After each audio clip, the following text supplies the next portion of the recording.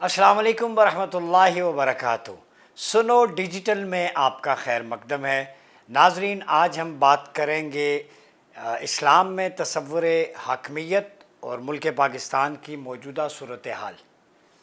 جب ہم حاکمیت کی بات کرتے ہیں تو جو کرکس ہمیں ملتا ہے قرآنک پرسپیکٹو میں، سب سے پہلے تکوینی حاکمیت، ٹھیک ہے، یعنی ہر شے اللہ کے تابع ہے۔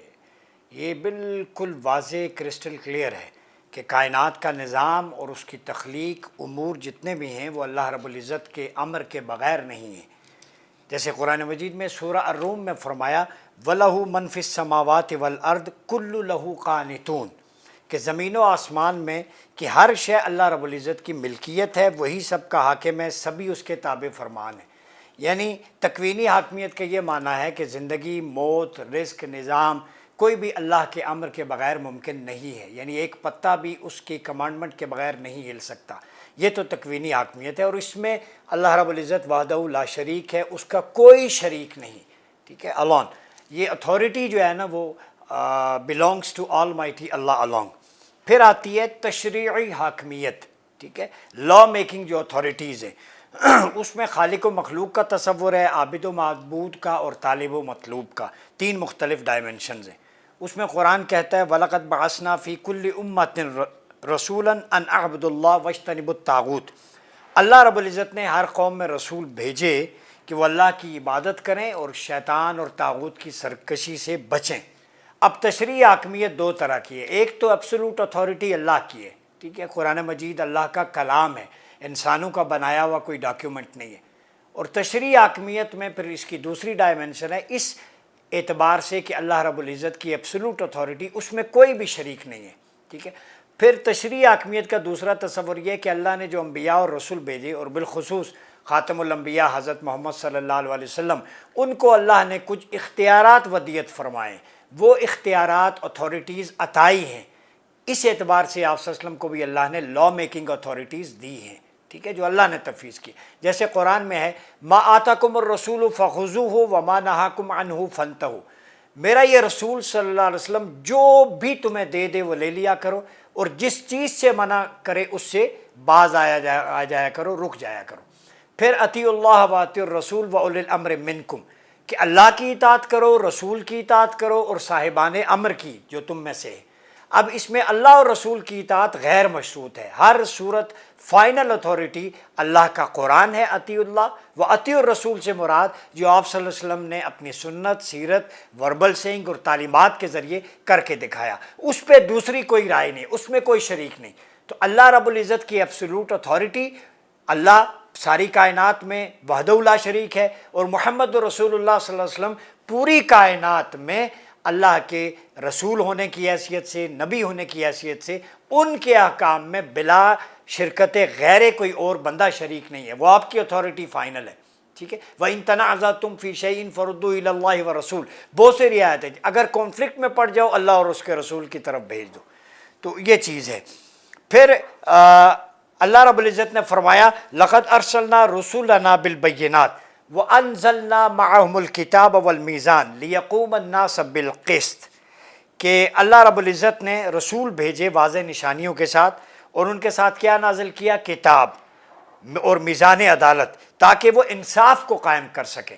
تو انبیاء کا بنیادی مقصد ہے کتاب کی تعلیم، تزکیہ نفس، اور پھر اس کے بعد میزان عدالت، تاکہ لوگوں کے درمیان انصاف قائم کر سکے۔ تو انصاف اور حاکمیت کا جو اللہ کا تصور ہے وہ اس کے رسولوں کے ذریعے زمین پر قائم کرنا ہے، ٹھیک ہے۔ پھر مومنین کو یہ کہا گیا کہ آپ دعا کیا کریں ربی نجنی من القوم الظالمین، سورہ قصص، کہ اے اللہ ہمیں ظالم لوگوں سے، ان حکمرانوں سے نجات عطا فرما۔ پھر ربنا اخرجنا من هذه القرية الظالم اهلها واجعل لنا من لدنك وليا واجعل لنا من لدنك نصيرا، سورہ نساء کی 75 نمبر ورس ہے، جو ہمارے معاشرے پہ صادق آتی ہے کہ مولا ہمیں ظالموں کی بستی سے نکال، اس ملک سے، وَاجْعَلْ لَنَا مِن لَّدُنْكَ وَلِيًّا، اپنا کوئی حامی ہمارے لیے ہماری مدد کے لیے بھیج، وَجْعَلْنَا لَنَا مِن لَّدُنْكَ نَصِيرًا، اور کوئی مددگار بھیج۔ یہ ان ظالم حکمرانوں کے لیے ہے کہ جنہوں نے عرصہ حیات تنگ کیا ہوا ہے لوگوں پر، چاہے وہ پاکستانی حکمران ہوں یا کسی اور ملک کے ہوں، جہاں پہ حاکمیت اللہ اور اس کے رسول کے علاوہ کسی اور کے ہاتھ میں ہوتی ہے، کرپٹ پریکٹسز جاری ہوتی ہیں۔ پھر یہ دعا ہے ترمذی میں، پاکستانی قوم بھی سن لے، اللہم لا تسلط علینا من لا یرحمنا ولا یخافک فینا، اے اللہ ہمارے اوپر ایسے حکمران مسلط نہ کر جو ہمارے اوپر رحم نہ کرتے ہوں، ولا یخافک فینا، جو ہمارے بارے میں تجھ سے نہ ڈرتے ہوں۔ یہ آپ صلی اللہ علیہ وسلم کی پریڈکشنز اور ویژن دیکھیں، اس وقت بتا دیا تھا کہ ایسے حکمرانوں سے پناہ مانگو، ٹھیک ہے۔ پھر قیامت کی نشانیاں، اس میں ہم قیامت کے عرصے میں، یہ گھڑی محشر کی ہے تو عرصہ محشر میں ہے، پاکستانیوں پر آج بھی بجلی کا بم گرایا گیا، پھر اس کے علاوہ پیٹرول پرائسز بڑھ رہی ہیں، یہ سارا کچھ کیا ہو رہا ہے؟ فرمایا اسناد الامر الی غیر اہلہ وکون سیادت کل قبیلۃ من منافقہا، آپ صلی اللہ علیہ وسلم کا فرمان ہے کہ حکومت نااہل لوگوں کے سپرد کی جائے گی اور مقتدر لوگ منافق ہوں گے، یہ آپ صلی اللہ علیہ وسلم کی حدیث ہے۔ پھر قرآنک پرسپیکٹو میں دیکھیں، ان اللہ یأمرکم ان تؤدوا الامانات الی اہلہا واذ حکمتم بین الناس ان تحکموا بالعدل ان اللہ نعم یعظکم بہ ان اللہ کان سمیعا بصیرا۔ پھر اطیعوا اللہ و اطیعوا الرسول میں آپ کو بتا چکا ہوں، ٹھیک ہے۔ بہت ساری آیات ہیں، اللہ حکم دیتا ہے کہ امانتیں اہل لوگوں کو نپٹا دو۔ پھر فرمایا وقد مکروا مکرہم وعند اللہ مکرہم وان کان مکرہم لتزول منہم الجبال، انہوں نے دولت و اقتدار کے نشے میں بدمست ہو کر اپنی طرف سے بڑی فریب کاریاں کی، جبکہ اللہ کے پاس ان کے فریب کا توڑ تھا، اگرچہ ان کی مکارانہ تدبیریں ان سے پہاڑ بھی اکھڑ جائیں۔ آج پاکستان کا اشرافیہ اور اسٹیٹس کو یہی مکارانہ تدبیریں کر رہا ہے، اتنی مکارانہ تدبیریں ہیں کہ فنڈ ٹیکس عوام سے اکٹھا کر کے اپنی عیاشیاں، پروٹوکول، جائیدادیں بنا رہے ہیں، ٹھیک ہے، وہ ویل آف ہیں، اور غریب غریب تر ہوتا جا رہا ہے۔ یہ اسلامی طرز حکمرانی نہیں ہے۔ پھر فرمایا وَكَأَيٍّ مِّن قَرْيَةٍ هِيَ أَشَدُّ قُوَّةٍ مِّن قَرْيَةِ الَّتِي أَخْرَجَتْكَ أَهْلَكْنَاهُمْ فَلَا نَاصِرَ لَهُمْ، سورہ محمد صلی اللہ علیہ وسلم۔ اے حبیب صلی اللہ علیہ وسلم، کتنی بستیاں تھیں جن کے باشندے وسائل و اقتدار میں آپ کے شہر مکہ سے باشندوں سے زیادہ طاقتور تھے، جن کے مقتدر وڈیروں نے آپ کو بصورت ہجرت نکال دیا، پھر ہم نے انہیں بھی ہلاک کر ڈالا اور ان کا کوئی مددگار نہیں ہوا جو انہیں بچا سکتا۔ آج پاکستان میں بھی برین ڈرین ہو رہا ہے، میں قرآنک ورسز کوٹ کر رہا ہوں، نوجوان لمبی قطاریں لگا کے ایمبیسیز کے باہر کھڑے، کیوں کہ یہاں پر روزگار نہیں ہے، ان کی ڈگری کے مطابق جاب نہیں ہے، ان پڑھ، سفارشی اور جو ہے وہ پی آر کے بیس پہ لوگ انسٹیٹیوشنز میں مختلف جگہوں پہ قابض ہو چکے ہیں، وہی اسٹیٹس کو کی جتھی انہی کے ریلیٹیوز، انہی کے جو بااثر لوگ ہیں وہ جاب میں آ جاتے ہیں۔ نوجوان ڈگری لے کے گلی محلوں کے چکر کھاٹتا ہے، دھکے کھاتا ہے، تو اس سے بہتر ہے وہ کہتا ہے جمع پونجی زمینیں جائیدادیں بیچ کے باہر ملکوں کے جاؤ۔ تو اللہ نے اس وقت کا جو جاگیردار اور وڈیرا تھا، جب آپ صلی اللہ علیہ وسلم کو پریشرائز کیا گیا، ہجرت پہ مجبور کیا گیا، نکال دیا، پھر واپس کیا ہوا کہ آپ فتح مکہ کی صورت میں آئے۔ تو یہ آپ لوگوں کی ذمہ داری ہے کہ سیرت مصطفیٰ آپ کو یہ سبق دیتی ہے کہ ہجرت کریں لیکن پلاننگ کریں، اس نظام کو ٹاپل کریں، اس جمہوریت کو جو جبر ہے، مجبوریت ہے، جو ظلم ہے، طغیان ہے، طاغوت ہے، سرکشی ہے، اب تو سودی نظام سے لے کے ساری کی سارا معاشرہ بگاڑ کا شکار ہو گیا،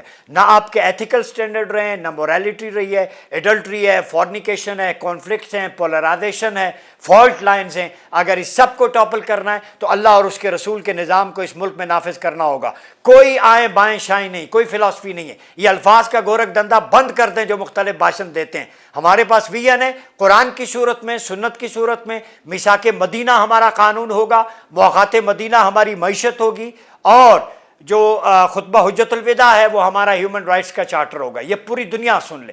اس میں کس کو خوف آتا ہے؟ ان کو جو جاگیردار اور سرمایہ دار ہیں، جو کرپشن کرتے ہیں، جن کا سر سے قدم پورا وجود کرپشن سے لتھڑا ہوا ہے، وہ لوگ نہیں چاہیں گے، انہیں خوف آتا ہے۔ خوف کس بات کا؟ آپ ریٹریبیوٹیو جسٹس قائم کرتے ہیں، میں عدلیہ سے بھی کہوں گا پہلے ڈسٹریبیوٹیو جسٹس دیں، پہلے لوگوں کو ویل آف کریں، روٹی دیں، روزگار دیں، بنیادی ضروریات کی تکمیل ایک اسلامک ویلفیئر اسٹیٹ میں ہے جو آپ کے آرٹیکل 38 میں ہے، social and economic well being of the people, this is the responsibility of the state. کدھر ہے آرٹیکل 38؟ چیف جسٹس صاحب آرٹیکل معطل ہیں 1 سے لے کے 38 تک، کدھر ہے آپ کا ایلیمنیٹ ربا as early as possible؟ سود کا اللہ اور رسول سے اعلان جنگ کرنے والے حکمران ہوں چاہے وہ ججز ہوں، وہ کبھی کامیاب نہیں ہوتے۔ تم نے اعلان جنگ کر رکھا ہے، اللہ کے باغی ہو تم اللہ اور اس کے رسول کے باغی ہو، پھر کہتے توہین عدالت ہوتی ہے۔ تمہیں اللہ کی توہین معاذ اللہ رسول اللہ کی نہیں نظر آتی؟ ان کے احکام کو معطل کر کے، ان کے احکام کو سسپینڈ کر کے بیٹھے ہوئے ہو، اور تم پھر کہتے ہو کہ ہماری زنجیر عدل کو ہلا گیا۔ ہم زنجیر عدل ہلاتے رہیں گے، قوم کو ایجوکیٹ کرتے رہیں گے۔ پھر آپ صلی اللہ علیہ وسلم نے، حضرت ابو ہریرہ کی روایت ہے، فرمایا کہ قال رسول اللہ صلی اللہ علیہ وسلم اذا دعیت الارض الامانہ فانظر الساعہ قال کیف اذاعتها یا رسول اللہ اذا اسند الامر الى غیر اہلہ فانتظر الساعہ۔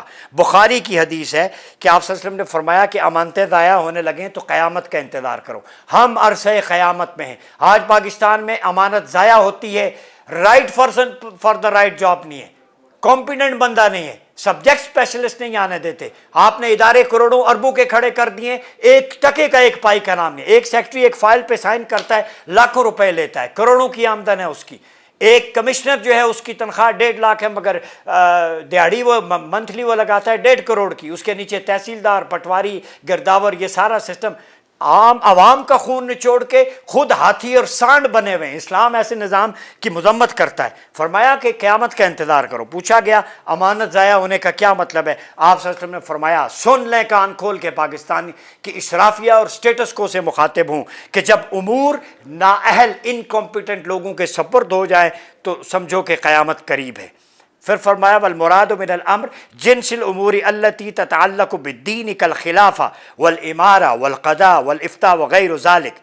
حافظ ابن حجر اسقلانی فرماتے ہیں کہ امر سے مراد وہ تمام امور ہیں جن کا تعلق بالواسطہ یا بلا واسطہ کسی نہ کسی طور پر دین سے ہو، جیسے حکومت و سلطنت، ٹھیک ہے، صدارت، وزارت عظمیٰ، وزارت اعلیٰ، گورنری اور عمومی وزارتیں، عدلیہ اور شرعی افتاء۔ یعنی اس پر جو کمپیٹنٹ لوگ جب نہیں ہوں گے تو قیامت کا انتظار کرو۔ کسی ایک جگہ پر مجھے کمپیٹنٹ بندہ نہیں نظر آتا، چاہے وہ جوڈیشری ہے، چاہے وہ پارلیمنٹ ہے، چاہے سینٹ ہے، چاہے باقی جو آپ کے انسٹیٹیوشنز ہیں، الا ماشاء اللہ، ٹھیک ہے۔ پھر آپ صلی اللہ علیہ وسلم فرمایا کہ انہوں نے رسول اللہ صلی اللہ علیہ وسلم فرماتے سنا، عبداللہ بن عمر کی روایت ہے کہ بے شک اللہ برائی فوش گوئی کو ناپسند کرتا ہے۔ اس ذات کی قسم جس کے قبضے قدرت میں حضرت محمد صلی اللہ علیہ وسلم کی جان ہے، قیامت اس وقت تک نہیں آئے گی جب امانت دار کو خیانت کرنے والا اور خیانت کرنے والے کو امین نہ قرار دیا جائے، یہاں تک کہ فوش گوئی کترامی اور بری ہمسائیگی ظاہر ہو۔ آج معاشرے میں کیا ہو رہا ہے؟ سب سے بدترین جھوٹا، شرابی، زانی، کرپٹ پریکٹسز، جس کے پاس دولت کے انبار ہیں، وہ آپ کا حاکم ہوگا، وہ فل پاور۔ یہ جی سٹیٹس کو ہے، وہ جی اس کا اتنے پلاٹ ہیں تو میں کارنر والا لے لوں، اس سے زیادہ لے لوں۔ آج کی جنگ پلاٹوں کی جنگ ہے۔ اس قوم کے حکمران اپنی عیاشی کی جنگ میں مصروف ہیں، جبکہ اسلام کے اندر سیدنا عمر فاروق ایک اینٹ کے تکیے پہ سوتے ہیں، کیسے کسرا آتے ہیں، کہتے ہیں آپ فرمایا جب تک انصاف کرتا ہوں مجھے نہ محافظوں کی ضرورت ہے نہ اوڑھنے بچھونے کی ضرورت ہے۔ یہ ماڈل اس لیے گھبراتے ہیں کہ آئیں بائیں شائیں کر کے ڈائیورٹ کرتے ہیں کہ اسلام آ گیا تو ایکویلٹی ہو جائے گی، سارے لوگ خوشحال ہو جائیں گے۔ تو ہم پاکستان میں اسی نظام پر وہ کریں گے۔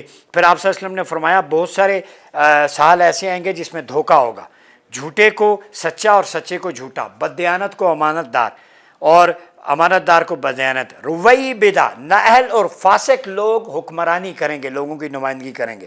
تو آج جو شخص نااہل اور فاسق اہم معاملات میں عوام کی نمائندگی اور رہنمائی کا ذمہ دار بن جائے تو سمجھو قیامت قریب ہے۔ تو ہم قیامت میں ہیں، پاکستانیوں پہ تو ویسے ہی قیامت ہے۔ اور میں کہتا ہوں کہ قبر میں کوئی پاکستانی مر گیا اگر جائے گا، فرشتے پوچھیں گے کہاں سے آئے ہو؟ پاکستان سے۔ وہ تمہارا کیا حساب کتاب کہنا، تم تو وہاں سارا کچھ بھگت آئے ہو، وہ بجلی کے بلوں کی صورت میں، لوڈ شیڈنگ کی صورت میں، قرضوں کی صورت میں، ٹیکسوں کی صورت میں۔ حساب کتاب تو پاکستانی دنیا میں دیکھے جا رہا ہے، اب قبر میں اس کا کیا حساب ہوگا؟ تو کہنے کا مطلب یہ کہ اتنی بدحالی ہے، اتنی جو سمجھی نہیں جا سکتی۔ ہم اسی لیے خلافہ ماڈل کی، اسلامی نظام مملکت کی بات کرتے ہیں اور ڈنکے کی چوٹ پہ کریں گے کہ انٹرنیشنل ریسرچ انسٹیٹیوٹ، شریعہ اکیڈمی، دعویٰ اکیڈمی، شریعت بینٹ، اسلامی نظریاتی کونسل، ان اداروں پر مشتمل مشاورتی کونسل بنائی جائے، اور پھر آپ اپنا ایک لیڈر چنیں، اس کو امیر کا جس مرضی کا نام دیں، اور پھر کیبنٹ آپ کی 10 رکنی ہو، گورنرز ہوں، نیچے بی ڈی سسٹم ایکٹیویٹ کریں تاکہ لوگوں کی اس غلیظ ترین بدبودار تعفن زدہ لاش جمہوریت سے جان چھوٹے۔ یہ جبر ہے، یہ لوگوکریسی ہے، یہ 70 سال سے کچھ نہیں دے سکی۔ ہر پارٹی کا بندہ ٹی وی پہ آ کے بھاشن دیتا ہے، ہمیں 3 سال مل گئے تو ہم یہ کر دیں گے۔ 30 سال پہلے تم نے پیمپر پہنے ہوئے تھے، تم کیا کر رہے تھے؟ اب جو تم کرو گے 30 سال میں تم کچھ نہیں کر سکے۔ لوگ خودکشیاں خودسوزیاں کر رہے ہیں، ملک سے باہر جا رہے ہیں، اب تمہیں پھر پیمپر پہنا دیں گے، تم پتہ نہیں کیا کر دو گے۔ تو کوئی خوف خدا کریں، کوئی لوگ بے وقوف نہیں ہیں۔ جن لوگوں کو لیجسلیشن کے سپیلنگ نہیں آتے وہ پارلیمنٹ میں بیٹھے ہیں، جن لوگوں کو قرآن مجید شاید ناظرہ نہیں پڑھنا آتا، ریسیٹیشن تو اور بات ہے، اس کو انڈرسٹینڈ کر کے قرآن مجید کے احکام کی کتنی آیات ہے کسی ایک ممبر پارلیمنٹ سے پوچھ لیں، الا ماشاءاللہ ان سے پوچھ لیں قرآن کا تصور حکمرانی کیا ہے، گورننس کیا ہے، اکانومی کیا ہے، ان سے 2 احادیث سن لیں، نہیں آئیں گی۔ تو یہ ہمارے حکمران ہیں، یہ کرائیٹیریا ہے، ہم اسی چیز کو تو بدلنا چاہتے ہیں۔ آئیں تکمیل پاکستان موومنٹ کا ساتھ دیں، اس ملک میں بس ہو گیا ہے نفع نظف، اب صرف چلے گا نظام اللہ کا اور رسول اللہ صلی اللہ علیہ وسلم کی سنت اور سیرت کے مطابق، اور خلفائے راشدین نے جو طرز حکمرانی کر کے دکھایا، انسٹیٹیوشن بلڈ کیے، اس کے لیے انشاءاللہ اسٹرگل جاری رکھیں گے۔ میری تمام لوگوں سے گزارش ہے کہ آپ آئیں تکمیل پاکستان موومنٹ کا ساتھ دیں اور اس کاز میں ہمارے دست و بازو بنیں۔ اپنا بہت خیال رکھیے گا۔ اپنے میزبان ڈاکٹر عمر ایاز عباسی کو اجازت دیجیے۔ اللہ حافظ۔